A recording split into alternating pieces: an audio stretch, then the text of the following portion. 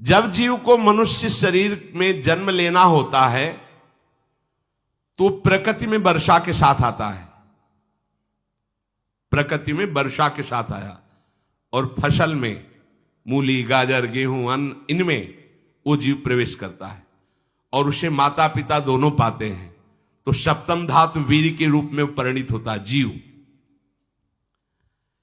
वो वीर कण के रूप में माता के उदर में जब प्रवेश करता है तो एक रात्रि में मां का और पिता का, दोनों का वो जो वीर मिलता है, उस रज और वीर के मिलने से एक कलल सा बनता है। 5 रात्रि व्यतीत होने के बाद एक बुदबुदा सा बनता है। 10 रात्रि व्यतीत होने के बाद एक बेर की सी आकृति होती है। फिर उसके बाद उसमें धीरे धीरे मांसपेशियां बढ़ने लगती हैं। 1 महीने में उसके सिर निकल आता है, 2 महीने में हाथ पांव अंगों का विभाग होता है, 3रे महीने में नख, रोम, अस्थि, चर्म, स्त्री पुरुष के चिन्ह प्रकट हो जाते हैं, 4 महीने में मांसादि 7 धातुएं प्रकट हो जाती है, 5वें महीने में चेतना जागृत हो जाती है। जैसे अपने चेतना, ऐसे 5वें महीने में गर्भस्थ शिशु की चेतना जागृत हो गई। जीव है पर चेतना 5 महीने बाद मां के गर्भ में जागृत। अब उसे भूख लगती है, प्यास लगती है, वहां की तापमयी जलन, पीड़ा, छोटे छोटे कीड़ों के द्वारा काटना, 6ठे मास में झिल्ली से लपटा हुआ मां की दाहिनी कोख में कीड़े की तरह तड़पता है।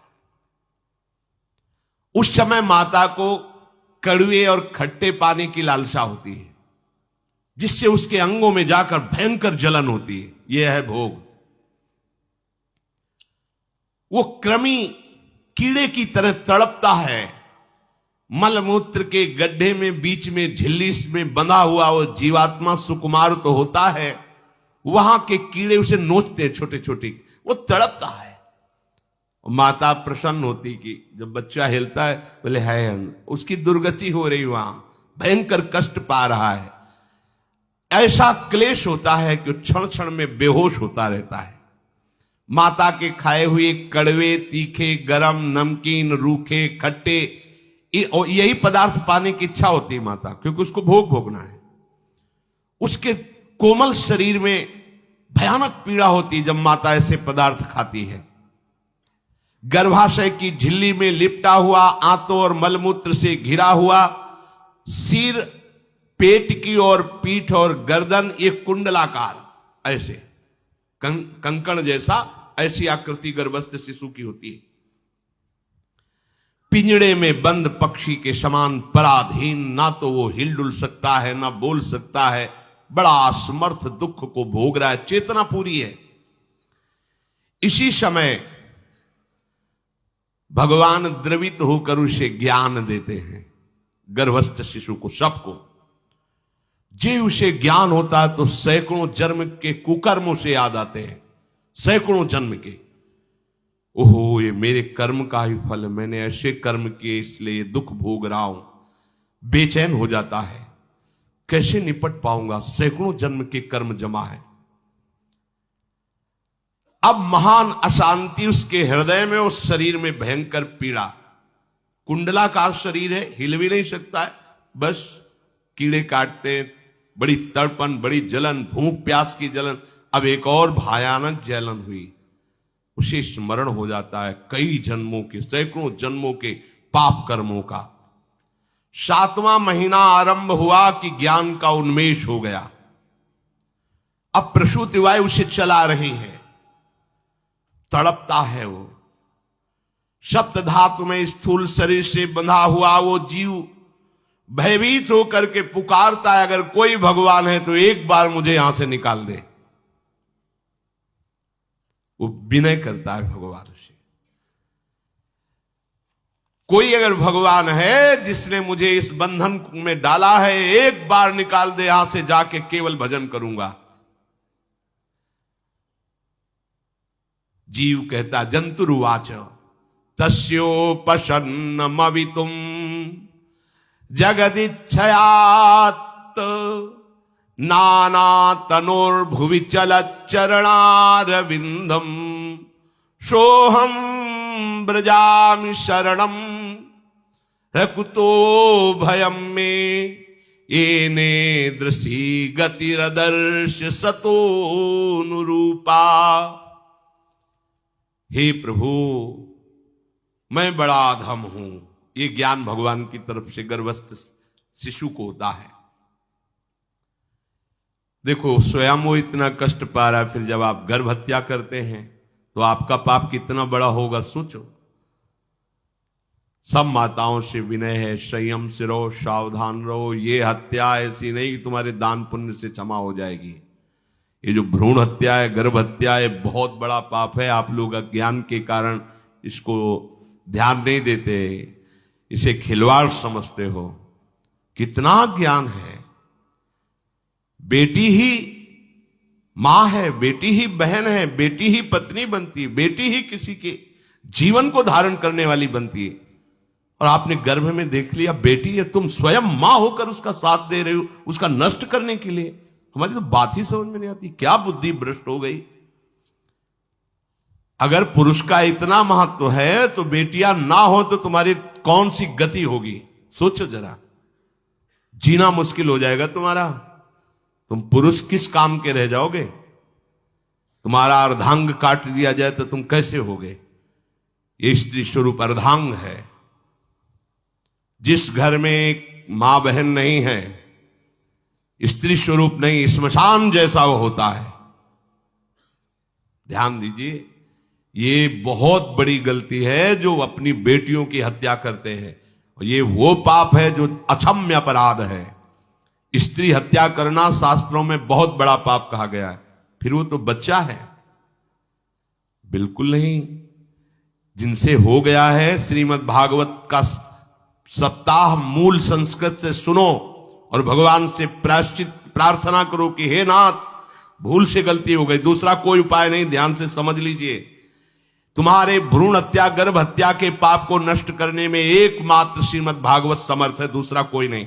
कोई दान पुण्य तीर्थ स्नान तुम्हें क्षमा नहीं कर पाएगा। यह ऐसा महापाप है। अगर हृदय में जलन करके और मूल संस्कृत के द्वारा पूरी 7 दिन में भागवत श्रवण की जाए नियम से, तो भागवत समर्थ है, इस हत्या के पाप से भी आपको मुक्त कर देगी। जिनके ऐसे हत्या हो गई हो करवा लो, नहीं तो बुद्धि आगे भ्रष्ट करके तुम्हें हरि गुरु से विमुख कर देगा। ये पाप ऐसा नहीं कि तुम्हें 2-4 माला घुमाने से क्षमा हो जाएगा। ये महत अपराध है। सबकी समझ में नहीं आता, समझ जाओ, नहीं तो आप जहां भी हो वहीं से भ्रष्ट कर देगा। ये अपराध नष्ट नहीं होगा, श्रीमद् भागवत की कृपा से नष्ट हो जाएगा। यह हमें बहुत विश्वास है। श्रीमद् भागवत सप्ताह की यह है ही महामहिम। प्रेत योनि को प्राप्त धुंधकारी को सीधे भगवत पार्षद स्वरूप देकर परम पद में आरूढ़ कर दिया, केवल 7 दिन की। मूल संस्कृत एक भी श्लोक नहीं छूटना चाहिए। अगर सप्ताहिकी का पारायण हो तो इस भ्रूण हत्या गर्भ हत्या से भी निवृत्ति मिल जाए। अब वो जीव भगवान को पुकारता है, मैं बड़ा नीच अधम हूं। आहा, भगवान आपने जो मुझे गति दिखाई है तो मेरे कर्म के अनुसार ही है, आपका इसमें कोई दोष नहीं। हम लोग जब कष्ट भोगते तो भगवान से कहते हैं हमने तुम्हारा क्या बिगाड़ा। भगवान ने नहीं बिगाड़ा, तू खुद देख क्या बिगाड़ लिया अपना। करो पापाचरण। अब देखो, हमने तो जीवन में कोई पाप नहीं किया और कितने गर्भ हत्या की है, कितनी खिलवाड़ समझे हो। ये बिल्कुल भयावह चीज है, आप लोगों को नहीं। हम बार बार इसीलिए कह रहे कि भयावह वस्तु है, तुम्हें बहुत ऊंचाई से घसीट के भ्रष्ट कर देगी। बहुत होश में हो, भूल के कभी ऐसा न करना जहां तक हमारी आवाज पहुंचे, जहां तक सुनाई दे। गर्भ हत्या मत करना, संयम से रहो। इस तरह का व्यवहार मत करो कि तुम्हारा मनुष्य जन्म ही व्यर्थ चला जाए। इसमें तीनों को बराबर दंड मिलेगा, गर्भ हत्या कराने वाला, गर्भ हत्या की प्रेरणा देने वाला और गर्भ हत्या में सहयोग देने वाला। जो औषधि डॉक्टर या जो भी, तीनों को दुर्गति होगी। माता पिता प्रेरक और कर्ता। ऐसा नहीं कि आप डॉक्टर हो तो आपको गर्भ हत्या करने का अधिकार नहीं। आप डॉक्टर हो दूसरे के शरीर को स्वस्थ करके निरोग करने के लिए, हत्या करने के लिए नहीं। कोई भी हमारा संविधान ऐसा आदेश नहीं करता कि आप गर्भ हत्या कर दो, ना भागवतिक और ना भारतीय संविधान ऐसा संविधान आदेश नहीं करता। अब वो जीव कह रहा है कि प्रभु मेरे योग्य ही है, आपने जो मुझे दंड दिया है। मैंने सुना है कि आपकी शरण में जो आता है आप उसकी रक्षा कर लेते हैं। आपकी जो शरण में हो जाता है वो इस भूमि पर, भारत भूमि पर, विश्व पर निर्भय विचरण करता है, कोई उसे भय नहीं प्रदान कर सकता। प्रभु मैं इस माता के उदर में माया का रहस्य न जानने के कारण ऐसे कर्म किए कि मैं आ गया हूं, बहुत दुख पा रहा हूं। हे निर्विकार अखंड बोध स्वरूप परमात्मा, मैं बार बार नमस्कार करता हूं। प्रभु मेरे ऊपर कृपा कर दो, एक बार इस गर्भ से निकाल दो, मैं यहां से बाहर जाकर आपका निरंतर भजन करूंगा। ये वादा करके आए हम प्रभु से सब। प्रभु ने करुणा करके हमें चांस दिया है मनुष्य शरीर। प्रभु मैं बहुत जन्मों से इस समय स्मृति आ रही देख रहा हूं, कर्मों में भटकता रहा आपसे विमुख होकर के। ये जो मुझे अभी ज्ञान हो रहा है केवल आपकी कृपा से तत्कालिक है, तत्कालिक। एक तत्कालिक वैराग्य होता है, जैसे कथा सुनियो मन में आया कि अब तो भजन ही करना है। ये तत्कालिक है, स्थायी नहीं है। इसे स्थायी बनाओ। प्रभु आप अंतर्यामी हो, आप सब कुछ जान रहे हो। तीनों तापों की शांति के लिए भक्तजन आपका भजन करते हैं। मैं देहधारी होकर जीव माता के उदर में मलमूत्र से रुधिर की झिल्ली में फंसा हुआ माता की जठराग्नि के ताप से जल रहा हूं। प्रभु एक एक क्षण में यहां विकल होकर केवल इंतजार कर रहा हूं कि किस समय मुझे यहां से निकाला जाएगा। दीन बंधु यहां से कब मैं निकलूंगा। स्वामिन आप बड़े दयालु हो। आप जैसे उदार प्रभु ने मुझ गर्भस्थ शिशु को ये ज्ञान दिया।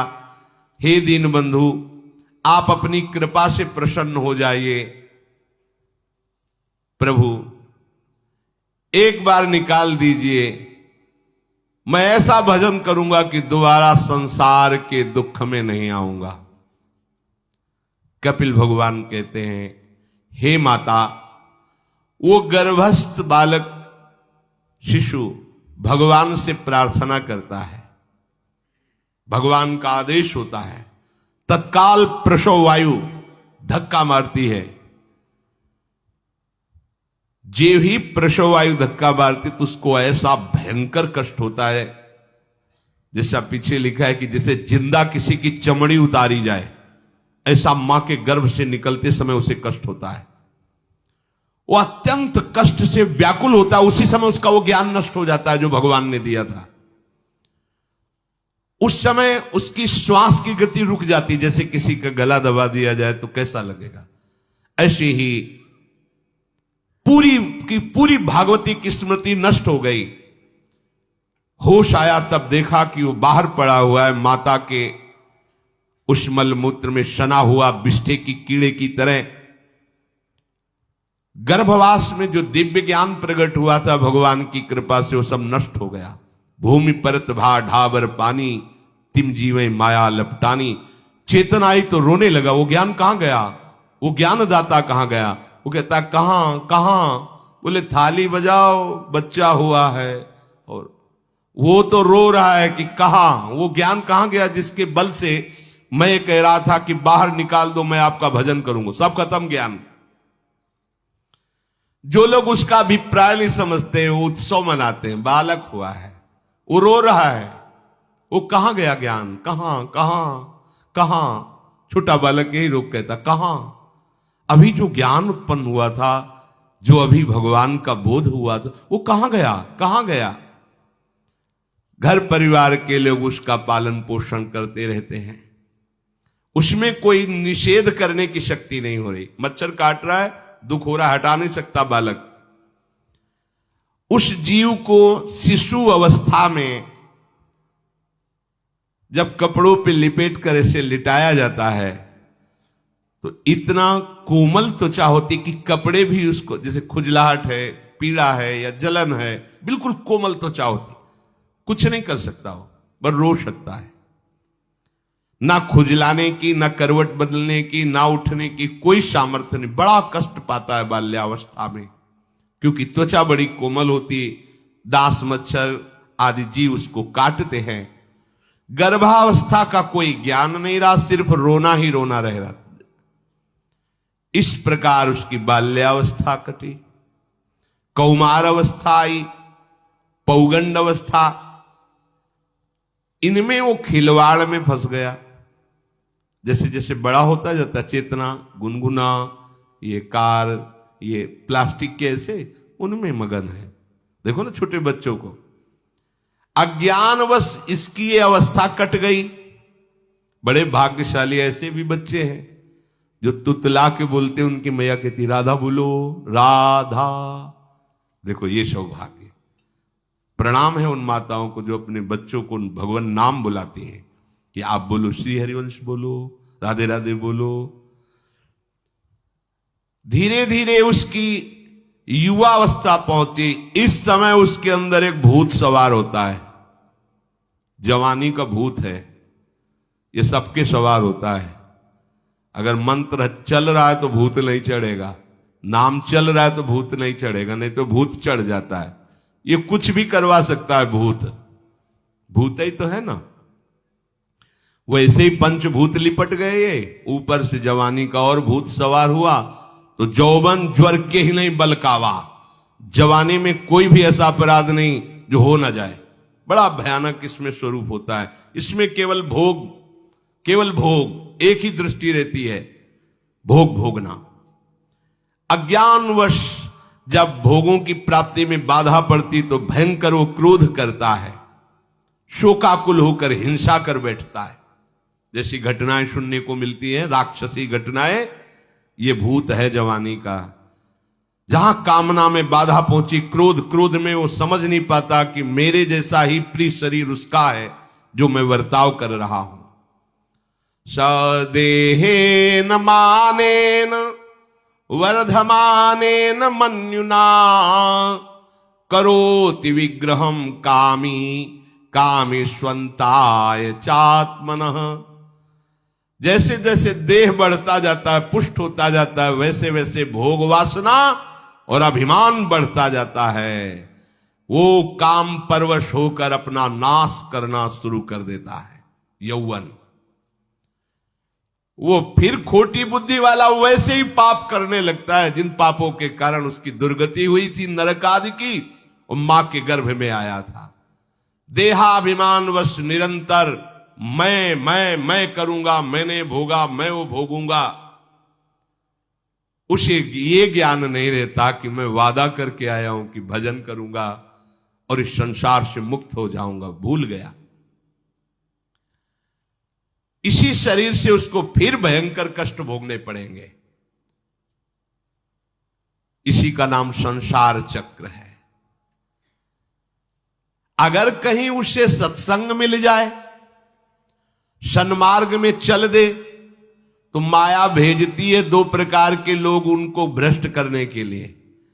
एक जिह्वा रसेंद्री को और एक उपस्थेंद्री जनेंद्री के भोगों का समागम भेजती है। फ्री भोगो, ध्यान रखना, शास्त्र है, सत्य एक एक अक्षर है। जब किसी को सत्संग मिल जाता है तो सत्संग का प्रभाव होता है भगवत मार्ग में रुचि पैदा करना, प्रभु अच्छे लगना, प्रभु का नाम जप करना, सत्य मार्ग में चलना। जब तुम सतमार्ग में चलोगे तो दो प्रकार के लोग भेजे जाएंगे। बढ़िया हलवा, बढ़िया खीर, रबड़ी, लो प्रभु, पाओ, आरोगो, रसेंद्री और फिर जनेंद्री। फ्री, कोई परेशानी नहीं, भोगिए आप। फिर वो ऐसे विषयी पुरुषों का संग करके वैसे ही पहले की तरह फिर पाप करने लगता है। बहुत होश में, बहुत होश में। इनको ऐसे लोगों का संग कराया जाता है जिससे सत्य, शौच, पवित्रता, दया, संयम, लज्जा, क्षमा, यश, मन इंद्री का संयम, ये सब सद्गुण नष्ट हो जाएं, ऐसे लोगों का संग कराया जाता है। ऐसे लोग बहुत हैं, वो आपको पैसा खर्चा करके वो आपको भोग दिलाएंगे, भोगो भैया, आप इनके लिए नहीं भगवत मार्ग में आए हो, आप प्रभु की प्राप्ति के लिए आए हो। बचो, सावधान हो। ये देखो शास्त्र कह रहा है रसेंद्री और जनेंद्री दो की सुविधा देने वाले लोग मिल जाएंगे।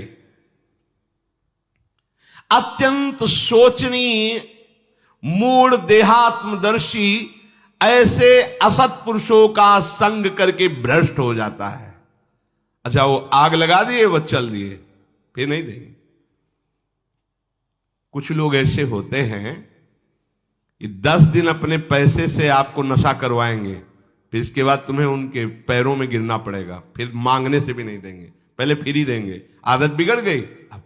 ऐसे लोग मिलेंगे, मुस्कुराएंगे, हंसेंगे, आपको गले लगाएंगे, आपको लगेगा जीवन का सार मिल गया, फिर इसके बाद जूते चलाएंगे, गली में नहीं देखने देंगे। अब तुम्हारी वृत्ति बिगड़ गई, तुम उधर ही ताको, होश में होश में।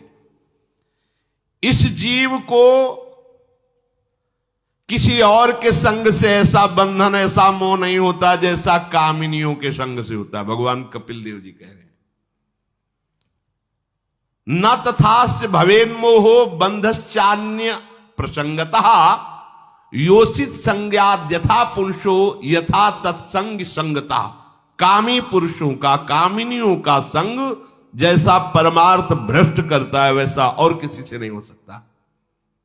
इसलिए तुम इतना अपने को मत साधक समझ लो कि हमारा कौन बिगाड़ सकता है। हे माता, मेरी माया का बल देखो, जो अपने पैरों से विश्व को कुचल सकते हैं, ऐसे दिग्विजयों को अपने पैरों के नीचे कुचल दे, वो मेरी माया है। देखो, बलम में पश्चिमाया स्त्री मैया जैनो दिशाम, जो 10 दिशाओं पर विजय प्राप्त कर सकते, उनको भी घुटने टिकवा दे, ये मेरी माया है। संगम न कुर्यात् प्रमदा सुजातु योगस्य पारम परमारुरुक्षु मत्सेवया प्रतिलब्धात्म लाभो वदंति या निरय द्वारमस्य। श्री भगवान कह रहे हैं, अहो मेरी इस माया का बल देखो। इसलिए जो मेरे को प्राप्त करना चाहता है, योगारूढ़ होना चाहता है, भजन में आगे उन्नति चाहता है, उसे चाहिए जो तुम्हें भ्रष्ट करने के लिए इशारे करे, चाहे स्त्री हो चाहे पुरुष। तजिए ताहि कोटि बैरिशम यद्यप परम सने, वो मित्र नहीं, वो माया के द्वारा भेजा हुआ दूत है। चाहे कोई भी हो, होश में तुम समझते हो कि बाजी जीत गए, भाग्य खुल गए, तरस रहे थे भोगों के लिए, मिल गए भोग। अरे नारकी गतियों से बचने के लिए तुम्हें अवसर मिला था, फिर नरक जा रहे हो। तुम समझते हो कि इसको भोग ले तो सुखी हो जाए, उसको जो भोग रहा है वो समझता है उसको भोग ले तो सुखी हो जाए, उसको वो पूरी सृष्टि इसी भ्रम में फंसी हुई है। होश में हो जाओ। जो परम पद चाहता है, भजन करना चाहता है, ठीक से मार्ग में चलना चाहता है, उसे शब्द भगवान के याद कर लेने चाहिए। चाहे वो स्त्री हो चाहे पुरुष, जो तुम्हें गंदी बातें सिखाए, गंदी बातें दिखाए, गंदी बातें करने के लिए प्रोत्साहन दे, जाके संग कुमति मति उपजय करत भजन में भंग तजोरे मन हरि विमुखन को संग। गृहस्थ हो तो धर्म के अनुसार अपनी पत्नी मात्र में सीमित रहो। ये उद्दंडता तुम्हारा नाश कर देगी। ये जो आज नई रीतियां चल रही हैं, ये भगवान ब्रह्मा जी ने अपने पुत्रों को बुलाया। चारों युग ये पुत्र हैं भगवान ब्रह्मा के, सतयुग, त्रेता, द्वापर, कलयुग। सतयुग से कहा, भाई हमने रचा है नरक, तुम्हारा स्वभाव सत्य में स्थित होना है, इसलिए हमारी आज्ञा का पालन करो कि नरक खाली भी नहीं रहना चाहिए। तो उनका पिताश्री, जब हमारा स्वभाव आपने ही रचा है तो मेरे राज्य में कोई नरक जाए, भूल चूक से किसी को नरक नहीं जाने देंगे।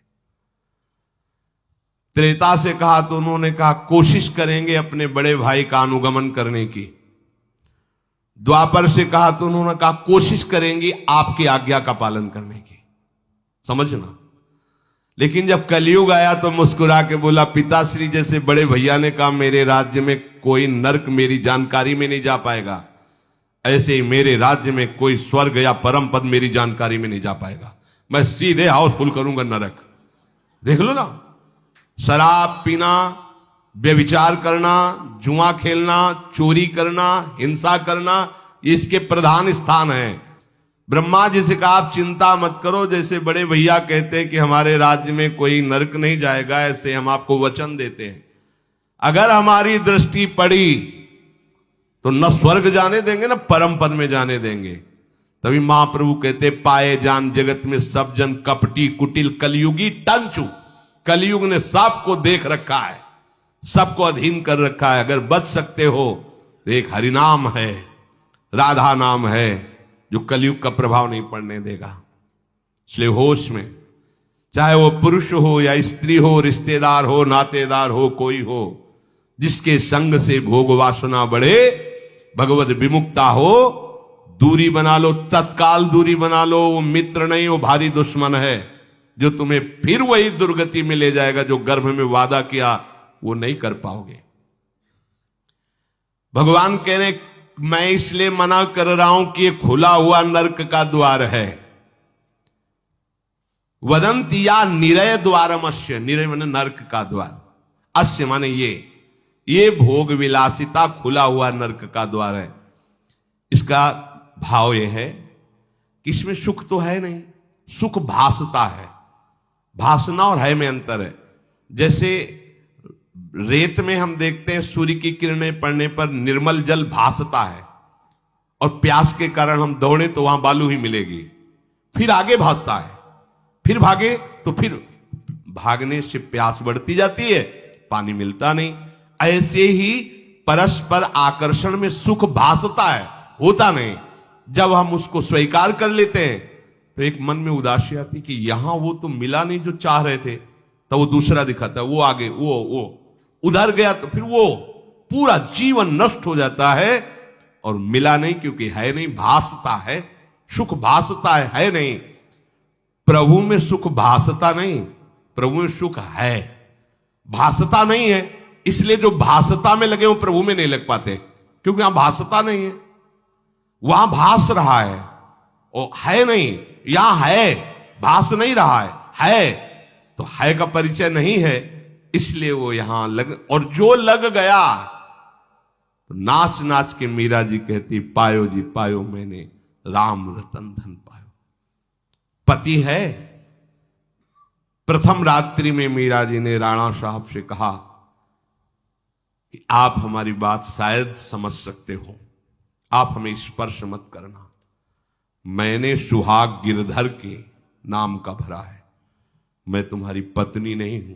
लोक व्यवहार के कारण तुम पति रूप में आए हो, तो मैं चाहती हूं कि तुम मेरा सहयोग करो।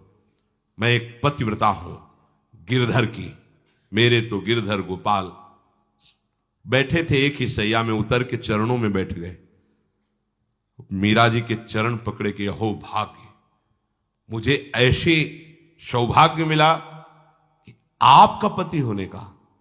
एकांत में आप हमारी गुरु होंगी और समाज में आप पत्नी का स्वांग करेंगी, जिससे आपको विक्षेप नहीं पड़े। आजीवन निर्वाह किया।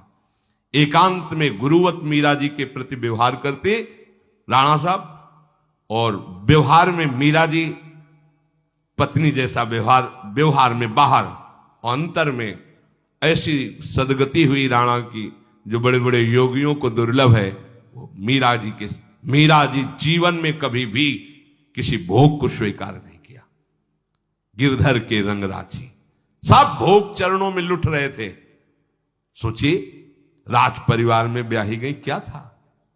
किसी भी सुख की आकांक्षा नहीं। यह है रंग श्री हरि का। है नहीं ना उनमें सुख। जो है सुख वो मिल गया तो फिर भासने की तरफ क्यों बढ़ेगा? इसलिए ये जो मेरी माया है, ये मित्र बनकर पहले सेवा के बहाने से धीरे धीरे पास आती है। आती है का शब्द माया के लिए है। वो किसी भी रूप में होगी। माया का कोई रूप नहीं आज तक वर्णन किया गया। कोई भी रूप हो, वस्तु, व्यक्ति, स्थान, घटना, कुछ भी। उपासक जब समझ नहीं पाता तो वही उसकी नाश का कारण बन जाती है। बहुत सावधान। हमें नहीं पता किस रूप में आएगी। जिनको पता है हम उनको अपने पास रखें। वो है नाम राधा राधा, फौरन पता चल जाएगा आपको पक्का। ये ठीक नहीं, नहीं बहुत श्रद्धा नहीं, बिल्कुल हटो, बिल्कुल हटो, अंदर से आए, बिल्कुल हटो। नहीं तो कोई समझाने वाला थोड़ी था बचपन से हमें कि भाई पास कोई हो, यही नाम। जहां कहीं कोई प्रियता, कहीं आश्रमों में, कहीं कुछ समझ में, हटो हटो हटो, ये नाम हटाते हटाते हटाते जहां लगाना चाहिए वहां लगा दिया। नाम अगर है अंग रक्षक तो तुम्हें माया से बचाता रहेगा। क्योंकि जिनकी माया है उन्हीं का नाम है। वो खूब अच्छे से जानता है, माया को पहचानता है। नाम आप नहीं पहचानोगे पक्का, क्योंकि वो बाहर से ही नहीं आती, वो अंदर से भी आती है। ये सब माया के ही पार्षद है। मन बुद्धि चित्त अहंकार सब माया में है। नाम चलेगा तो अंदर और बाहर दोनों जगह सुरक्षित रखेगा। पकड़ लीजिए। वो तिनके में ढके हुए कुएं के समान होती है। पता नहीं चलता कि कितना गहरा कुआं है। ऊपर से तिनके से ऐसा लगता भूमि, जे पैर रखा गिर गए कूप में, अब निकल नहीं सकते। जब मेरी माया में आसक्त हो जाता है तो अंत समय फिर उसी माया का स्मरण आता है। वही सब मैं और मोर तोड़ते। अब वो फिर उसी चिंता से फिर वही फंस गया, फिर वही दुर्गति प्रारंभ। तो हे माता, जो हरि से विमुख हैं उनका ये चक्र चलता रहता है। पुनरपि जननम पुनरपि मरणम पुनरपि जननी जठरे शयनम। इसलिए मुमुक्षु उपासक को चाहिए कि ना कोई भय स्वीकार करो, डरो मत माया से। देखो भगवान के वचन, ना किसी के सामने दीन हो। भक्ति की दैन्यता अलग है, विषयों की दीनता नहीं। भय, जिसके भय से मृत्यु भी भयभीत होकर काम कर रही, जिसके भय से सूर्य चंद्र प्रकाशित हो रहे, जिसके भय से पृथ्वी जल में नहीं डूब रही, वो हमारा स्वामी है। फिर हमें भय किससे? मोह, चराचर जगत मेरे प्रभु का अंश, बस इस बात से प्रीति है। कोई शारीरिक संबंध से नहीं, माता पिता भाई बंधु नहीं। हमारा संबंध नाते नेह राम के मनियत सुरत सुदेव। जहां लो जितने भी संबंध है केवल आराध्य देव के संबंध से। बस निसंग भाव से वो फिर भगवत प्राप्त हो जाता है। ये सावधानी रखनी। निसंग भाव, कोई मित्र नहीं, कोई शत्रु नहीं। इस माया में संसार से मुक्त होने का यही उपाय है। भय नहीं, दीनता नहीं, मोह नहीं, किसी का संग नहीं, और अपने श्यामा श्याम श्यामा श्याम श्यामा श्याम, उनके नाम की, उनके आश्रित। वो आगे से आगे ऐसा दुलार करते हैं, आपको सोचना ही नहीं पड़ेगा। जैसे माँ को पता है बाल भोग कब कराना है बच्चे को, कौन सी पोशाक धारण करानी है, कहाँ उसको खेलने ले जाना है, ऐसे ही हमारे प्रियालाल को पता है ये दास है, इसको कब क्या। सच्ची मानिए, आगे से आगे व्यवस्था उनकी। आश्चर्य में हो जाओगे आप जब अपना अहंकार उनको समर्पित कर दोगे। हम अहंकारी जीव अपने अहंकार के कारण धक्का खाते घूम रहे। नहीं, अखिल कोटि ब्रह्मांडों का सृजन करने वाला प्रभु है। 4 लाख योजन का एक पहाड़ केवल है, सोने का, सोने का, प्योर सोने का, मिलावट नहीं।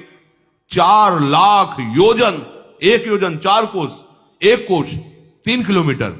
कितना एक से एक रत्न इस पृथ्वी में है। ऐसे मालिक के गुलाम हो, ऐसे हाथ फैलाते घूमो। राधा राधा। इस शरीर को बहुत ध्यान से सुन लो। जो इस शरीर को निक्षेप माने धरोहर होता है, धरोहर की भांति। जैसे हम तुम्हें दे दें कि 500 रुपए रख लो, हमें जब काम लगेगा ले लेंगे। तो 500 रुपए रखे आपकी जेब में, लेकिन आप कभी उसे अपना नहीं मानेंगे। अगर कभी आवश्यकता पड़ी, किसी ने बताया कि 500 रुपए आपकी जेब में, नहीं नहीं नहीं, वो तो धरोहर है। जब वो मांग लेंगे तो उनको हम खर्चा, धरोहर का खर्चा स्वयं में नहीं किया जाता। ईमानदार आदमी धरोहर को जैसे रखा वही, ये नहीं कि हम 500 खर्चा कर लेते हैं फिर कमा के 500 दे देंगे, नहीं, वही वही सेम टू सेम वैसे ही वापस होगा। तो ये शरीर प्रभु की धरोहर है। सुधा निधि में भी एक श्लोक में आया है, ये प्रियाजू की धरोहर है। कबीरदास जी ने कहा है, चदरिया जैसी की तैसी धरि दीनी, जैसी दी थी प्रभु हमने मलिन नहीं की, वैसे की वैसे वापस कर दी। तो क्या होगा उसका परिणाम? मोक्ष, भगवत प्राप्ति। इसे मलिन करने का अधिकार तुम्हें नहीं। ये चदरिया जो मिली है मनुष्य शरीर, ये भगवत प्राप्ति, इसे गंदा मत करो। शरीर को धरोहर की भांति रखकर, ये गुरु की संपत्ति है, ये इष्ट देव की संपत्ति। तन वांग मनोभिरमलई सोहम तविवासिता, ये शरीर, ये मन, ये वाणी हमारे गुरुदेव को समर्पित, उनकी आज्ञा के अनुसार चलना है। तो क्या होगा? अनासक्ति बढ़ेगी, किसी से कोई राग नहीं, अनासक्त होकर भगवत प्राप्त हो जाएगा। एक ही उपाय समस्त दुखों से बचने का, मामुपेत्य, जो मेरे आश्रित हो गया, मेरा भजन करता है, पुनर्जन्म नहीं होता।